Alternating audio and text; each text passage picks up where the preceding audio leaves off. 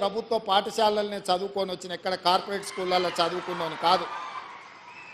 మీలాంటి టీచర్లు ఓనమాలు నేర్పడంతో గ్రామీణ ప్రాంతంలో మారుమూల పల్లెల్లో ప్రభుత్వ పాఠశాలలో చదువుకొని జిల్లా పరిషత్ పాఠశాలలో చదువుకున్న నేను ఈరోజు తెలంగాణ రాష్ట్రంలో ఈ బాధ్యత నెరవేరుస్తున్నా అంటే మా టీచర్లు మాకు నేర్పిన విద్య ఈరోజు పరిపాలనలో ఉపయోగపడుతుంది. నేను కార్పొరేట్ స్కూల్లో చదువుకోలే, లేకపోతే గుంటూరులోనో గుడివాడలోనో అసలే చదువుకోలే. కొంతమంది అప్పుడప్పుడు గుంటూరు గుడివాడలు చదువుకొచ్చిన వాళ్ళు ముఖ్యమంత్రి గారికి ఇంగ్లీష్ రాదని అవహేళన చేస్తుంటారు. నేను ఒక మాట అడగదలుచుకుని వేదిక మీద నుంచి, చైనా, జపాన్, జర్మనీ ఈ దేశాలలో ఎవరికి ఇంగ్లీష్ రాదు, కానీ ప్రపంచంతోనే పోటీ పడిన అభివృద్ధిని ఈరోజు ఉత్పత్తిని ఆయా దేశాలు అందిస్తున్నాయి.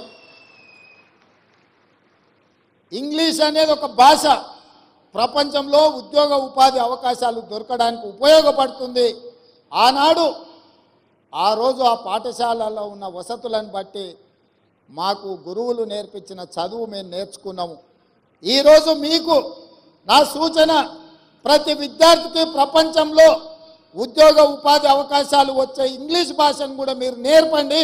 ఎవరో రేపు భవిష్యత్తులో ఈ పిల్లలకు, మీ దగ్గర చదువుకున్న పిల్లలకు ఇంగ్లీష్ రాదని అవహేళన చేసే పరిస్థితులు రావద్దు.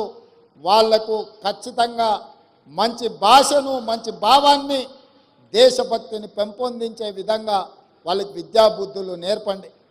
రాష్ట్రం పట్ల, దేశం పట్ల, ఈ సమాజం పట్ల సామాజిక స్పృహ ఉండే విద్యార్థులను తయారు చేయండి. Please subscribe Pragna Media. Please like, share, subscribe to Pragna Media. Pragna Media, please do like, share and subscribe. Please subscribe to Pragna Media. Please like, share and comment if you like the video. Pragna Media.